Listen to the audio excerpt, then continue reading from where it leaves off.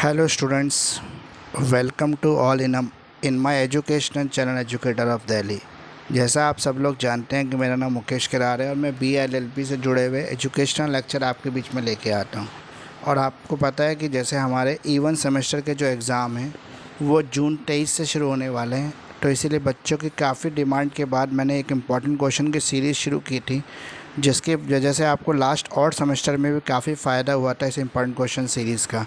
और ये सब मुझे पता लगा आपके कमेंट्स के थ्रू, जो आपके कमेंट्स मुझे मेरे Instagram ID educator of Delhi पर, मेरे Facebook page educator of Delhi पर जो मिल रहे हैं, आपका इतना प्यार मिल रहा है। बच्चे जो है काफ़ी अप्रिशिएट कर रहे हैं इन वीडियो सीरीज़ को, और काफ़ी बच्चे मुझे कमेंट में लिख के बता रहे हैं कि सर आपकी इस इम्पॉर्टेंट क्वेश्चन सीरीज़ की वजह से मैंने पूरे साल नहीं पढ़ा और लास्ट में पढ़कर भी मैंने अच्छे मार्क्स सिक्योर किए। काफ़ी बच्चों ने तो मुझे ये भी बताया कि 60% तक मार्क्स बच्चों ने सिक्योर किए हैं।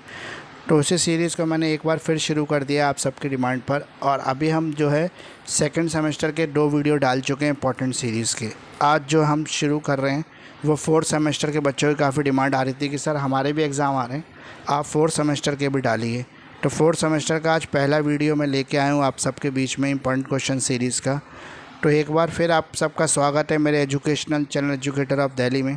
तो आइए शुरू करते हैं। जैसा आप स्क्रीन पर देख पा रहे हैं, चौधरी चरण सिंह यूनिवर्सिटी मेरठ से जुड़े हुए लेटेस्ट अपडेट जो हम आपके बीच में लेके आते हैं, उनसे जुड़ी हुई एक इम्पॉर्टेंट क्वेश्चन की सीरीज़ है, जिसमें आज हम कवर कर रहे हैं इंडियन गवर्नमेंट एंड पॉलिटिक्स, यानी कि पॉलिटिकल साइंस 4th सेमेस्टर का जो सब्जेक्ट है पॉलिटिकल साइंस, उसको आज हम कवर कर रहे हैं। इसमें इस वीडियो के बाद आपके सभी जो डाउट्स हैं E1 सेमेस्टर के पॉलिटिकल एग्ज़ाम से जुड़े हुए सारे क्लियर हो जाएंगे।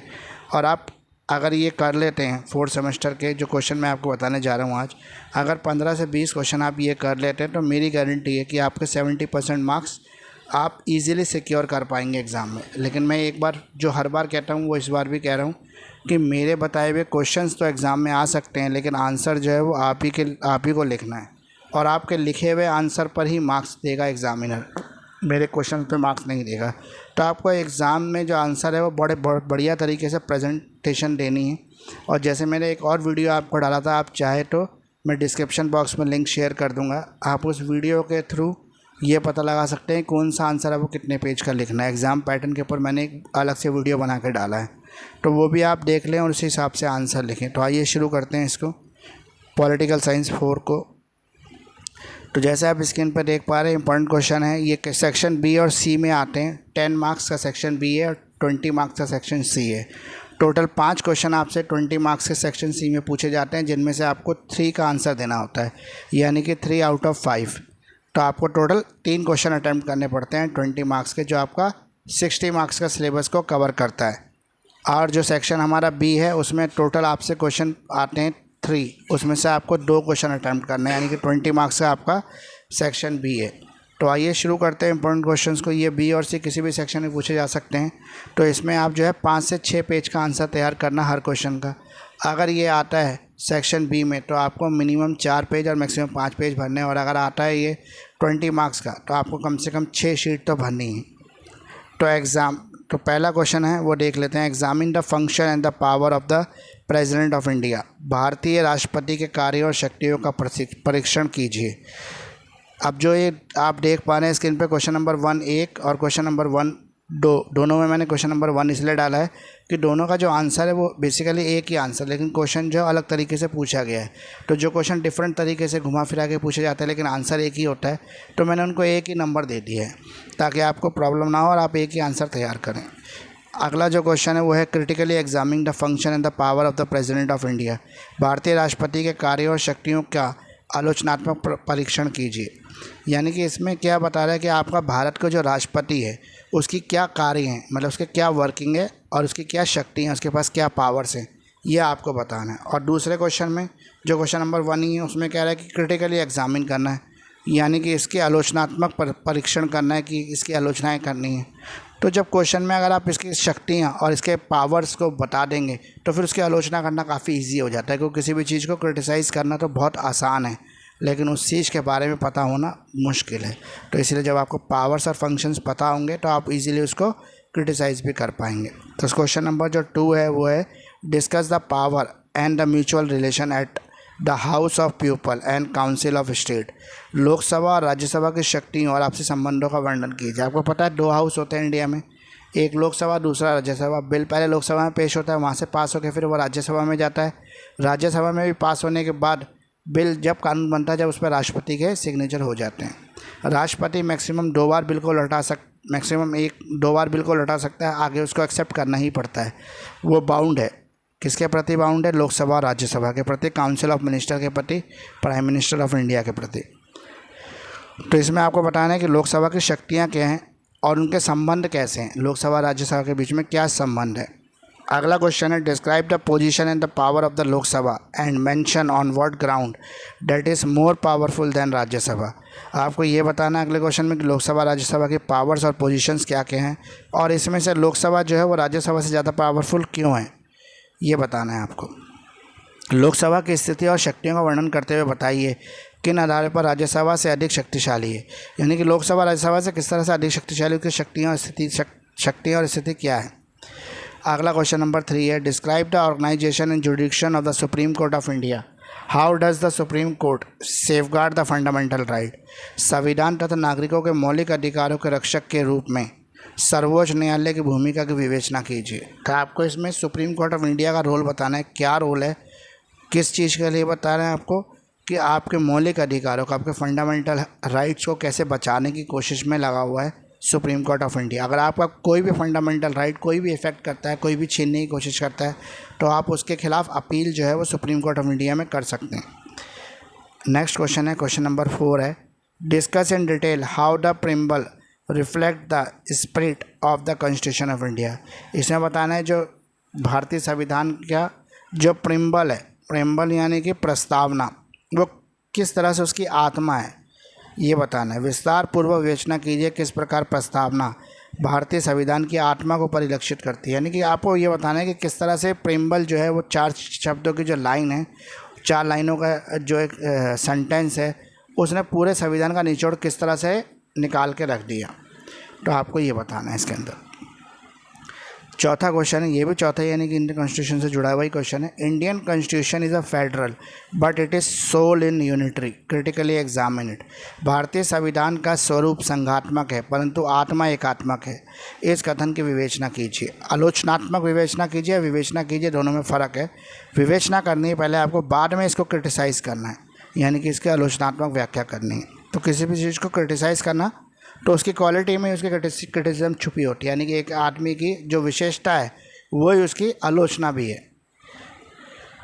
अगला क्वेश्चन है, question number 4, describe some important features of the Indian constitution. भारतीय संविधान की कुछ महत्वपूर्ण विशेषताओं का वर्णन कीजिए। कुछ विशेषताएं बतानी है आपको भारतीय संविधान की। क्या सबसे बड़ी विशेषता तो यह है कि वर्ल्ड का सबसे बड़ा जो लिखित संविधान है वो भारतीय संविधान है। आगे देख लेते हैं, throw light on the judicial relation of the centre and the state. केंद्र और राज्य के बीच में किस तरह से कानूनी विवादों का समझौता होता है उसके ऊपर प्रकाश डालना है आपको। Describe the directive principle of the state policy. What is the difference between the fundamental right and directive principle. तो इसके अंदर आपको बताना है कि राज्य के नीति निर्देशक सिद्धांतों का वर्णन कीजिए। मौलिक अधिकारों और राज्य के नीति निर्देशक सिद्धांतों में क्या अंतर है। तो राज्य के जो मौलिक अधिकार हैं, यानी कि राज्य के भी अपने कुछ एक फंडामेंटल राइट्स हैं, जिनको प्रोटेक्ट कौन करता है, जिनको प्रोटेक्ट करती है उसका संविधान, उसका कॉन्स्टिट्यूशन। तो वो राज्य के जो नीति निर्देशक सिद्धांत है उससे किस तरह से अलग है। Explain the composition, power and reduction of high court. उच्च न्यायालय के संगठन, उनकी शक्तियों और अधिकार क्षेत्र का वर्णन कीजिए। इसमें आपको बताना है कि high court of India, high court जो है अलग अलग स्टेट में अलग अलग हाई कोर्ट है। Each and every state have their separate high court, but there is only one superior court which is called the Supreme Court of India. लेकिन सब में जो सुपीरियर है वो सुप्रीम कोर्ट है, और वो कहाँ पर है, वो सेटअप है दिल्ली के अंदर। लेकिन हर स्टेट का अपना एक हाई कोर्ट है। तो हाई कोर्ट की शक्तियाँ क्या हैं, उसके पावर्स क्या हैं, वो किस तरह के मुकदमे सुन सकता है या किस तरह का डिसीजन दे सकता है, ये बताना है आपको। Describe the position, power and the function of prime minister of India. Bharat के प्रधानमंत्री की स्थिति, शक्तियाँ और कार्यों का वर्णन कीजिए। भारतीय प्रधानमंत्री के पास क्या ताकत है, वो किस तरह के कार्य कर सकता है। Describe the constitutional relationship between the president and the prime minister of India in the theory and the practice. Bharat के राष्ट्रपति और प्रधानमंत्री के संवैधानिक सिद्धांत, संबंधों का सिद्धांत और व्यवहार की दृष्टि से वर्णन कीजिए। यानी कि भारत के राष्ट्रपति और भारत के प्रधानमंत्री के बीच में कॉन्स्टिट्यूशनल रिलेशंस कैसे हैं। यहाँ पे हम पर्सनल संबंधों की बात नहीं कर रहे कि प्रधानमंत्री नरेंद्र मोदी और रामनाथ कोविंद जी जो हमारे राष्ट्रपति जी हैं उनके बीच में संबंध कैसे हैं, ये नहीं बताना है आपको। पर्सनल रिलेशन से हमें कुछ नहीं लेना, हमें बताना है कि जो उनके ऑफिशियल्स रिलेशंस हैं वो किस तरह के हैं, एक प्राइम मिनिस्टर ऑफ इंडिया के और एक प्रेसिडेंट ऑफ इंडिया के। Difference between the cabinet and the council of minister, cabinet और काउंसिल ऑफ मिनिस्टर में क्या अंतर है, यानी कि मंत्रिमंडल और मंत्रिपरिषद के बीच में क्या भेद है। अगला question, analyse impact casteism on Indian society and discuss the interaction between the casteism and politics in India. आपको भारतीय समाज पर जातिवाद के प्रभाव जो हैं उसका विश्लेषण करना है, और भारत में जातिवाद अब राजनीति के बीच अन्य क्रियाओं की विवेचना करता है। यानी कि भारत में जातिवाद जो है अब राजनीति का रूप ले चुका है, यानी कि राजनीतिक फ़ायदा उठाने के लिए लोग जातिवाद का इस्तेमाल कर रहे हैं। वो किस तरह कर रहे हैं ये बताना है आपको। Discuss the role of the communalism in Indian politics, भारतीय राजनीति में संप्रदायवाद की भूमिका बताइए। यानी कि धर्म के नाम पर किस तरह से एक दूसरे को लड़ाया जा रहा है, लड़ा जा रहा है, वो पॉलिटिक्स राजनीति किस तरह चल रही है इंडिया में, आपको ये बताना है। आज के सिनेरियो में बहुत ही इंपॉर्टेंट क्वेश्चन है, हो सकता है इस बार आपका आ भी जाए। Right the main characteristic of the government of India act 1935, 1935 के भारतीय शासन अधिनियम की मुख्य विशेषताएं बतानी है आपको क्या है। Right a short note on the Indian independence act 1942, भारतीय स्वतंत्रता अधिनियम 1942 पर एक संक्षिप्त टिप्पणी लिखिए। अगला क्वेश्चन है, describe the different method of acting citizenship in India, how can it be terminate, Bharat में नागरिकता प्राप्त करने के विभिन्न तरीके क्या हैं ये बताना है आपको। इसे किस तरह समाप्त किया जा सकता है, भारत की नागरिकता को किस तरह से छोड़ा जा सकता है, या भारतीय जो कॉन्स्टिट्यूशन है या भारतीय जो गवर्नमेंट है वो किस तरह से किसी की नागरिकता को ख़त्म भी कर सकती है। Role of realism in the Indian politics, भारतीय राजनीति में क्षेत्रवाद की भूमिका क्या है ये बताना। क्षेत्रवाद जो है भारतीय राजनीति की जड़ों में घुसा हुआ है, यानी कि क्षेत्र भाषा के अकॉर्डिंग जो है इंडिया को बांटा हुआ है, भारत को बांटा हुआ है, और अलग भाषा के लोग अलग तरह की राजनीति करते हैं। In political parties are essential for India, आपको बताना है क्या पॉलिटिकल पार्टी जो एसेंशियल है इंडिया के लिए, और what are the main problems of Indian political party, तो इंडियन पॉलिटिकल पार्टीज़ की मेन प्रॉब्लम क्या है ये बताना। क्या राजनीतिक पार्टियाँ भारत के लिए आवश्यक है, भारतीय राजनीतिक पार्टियों की प्रमुख समस्याओं का वर्णन कीजिए। Discuss the emergency power of the president of Indian union, भारतीय संघ के जो राष्ट्रपति हैं उनकी आपातकालीन शक्तियाँ कौन कौन सी हैं, यानी कि आपातकाल में वो किस तरह के काम कर सकते हैं ये आपको बताना है। अब क्वेश्चन नंबर 17 है, review the financial relation between the union government and the state government, केंद्र सरकार और राज्य सरकार के बीच वित्तीय संबंध बताने हैं आपको, कैसे हैं वित्तीय संबंध। How can Indian citizenship be acquired, भारत की नागरिकता कैसे ले सकते हैं। What special provisions were included in the constitution to solve the problem of the citizenship, right of migrant from Pakistan. ये आपसे पूछ रहा है कि भारत की नागरिकता किस तरह ली जा सकती है, उस नागरिकता को लेने के बाद कॉन्स्टिट्यूशन ऑफ इंडिया उनको क्या अधिकार देता है। अगर कुछ सिटीजन्स की जो प्रॉब्लम है सिटीजनशिप से जुड़ी हुई, जो माइग्रेंट है पाकिस्तान से आए हुए लोग हैं, उनके लिए कॉन्स्टिट्यूशन ने क्या सोल्यूशन निकाला ये बताना है आपको। Describe the function and position of the speaker of Lok Sabha, Lok Sabha अध्यक्ष की शक्तियों और कार्यों का विस्तृत वर्णन कीजिए। With reference to judicial review, evaluate the role of Supreme Court of India, तो सर्वोच्च न्यायालय के न्यायिक पुनर्लोकन की शक्तियों की व्याख्या कीजिए। जुडिशियल रिव्यू कैसे कर सकता है सुप्रीम कोर्ट ऑफ इंडिया, आपको ये बताना। तो फ्रेंड्स, ये आपके आज मैंने पॉलिटिकल साइंस 4 जो है 4th सेमेस्टर से जुड़ा हुआ वो मैंने कवर कर दिया है, और ये 20 क्वेश्चन अगर आप कर लेते हैं तो मेरी गारंटी है कि आपका पेपर में 70% तो एटलीस्ट क्वेश्चन आएंगे इसमें से, और अगर 70% पेपर आता है तो वो बहुत ज़्यादा है, और आप 20 क्वेश्चन जो है इजीली तैयार कर सकते हैं 3 से 4 दिन में।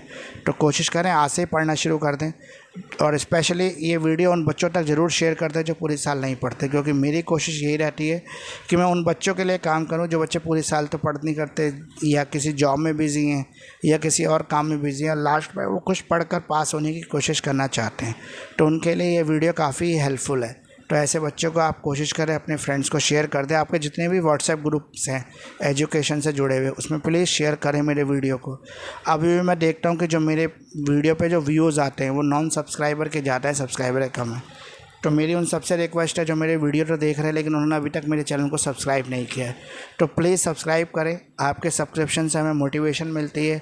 आप कमेंट सेक्शन में मुझे कमेंट करके कुछ भी पूछ सकते हैं। मैं कोशिश करता हूं कि आपके सभी कमेंट्स का आंसर दूं। हो सकता है बिज़ी शेड्यूल की वजह से, क्योंकि आजकल एग्ज़ाम चल रहे हैं और भी बच्चों की क्लासेस होती हैं, तो मेरे पास समय ना होता हो और मैं आपके क्वेश्चंस का रिप्लाई थोड़ा सा लेट करता हूं, लेकिन करता ज़रूर हूं। तो फ्रेंड्स कमेंट्स करके पूछते रहें। मेरे इंस्टाग्राम आईडी पर भी आप मुझे फॉलो कर सकते हैं एजुकेटर ऑफ दिल्ली के नाम से। आप मेरे फेसबुक पेज को भी लाइक कर सकते हैं एजुकेटर ऑफ दिल्ली के नाम से। तो मेरे साथ जुड़े रहें, लाइक शेयर सब्सक्राइब करते रहें, खुद भी करें, अपने फ्रेंड से भी करवाएँ, अपने जानने वालों से भी करवाएँ और मेरी मदद करें मेरे चैनल को प्रमोट करने में। थैंक यू फ्रेंड्स, आपने इतना समय दिया, मुझे देखा। कीप वॉचिंग, मेरे साथ जुड़े रहें। सब्सक्रिप्शन के साथ साथ बेल आइकन को भी दबा दें ताकि मेरे लेटेस्ट वीडियो का अपडेट आपको तुरंत मिले, आप तुरंत उसका फ़ायदा उठा पाएँ। तो बाकी जो वीडियो रह गए हैं 4th सेमेस्टर और 2nd सेमेस्टर के, वही मैं जल्दी ही आपके बीच में लेके आऊँगा। उस पर भी काम चल रहा है। तो थैंक यू फ्रेंड्स, इस तरह मेरे साथ जुड़े रहें। Thank you very much.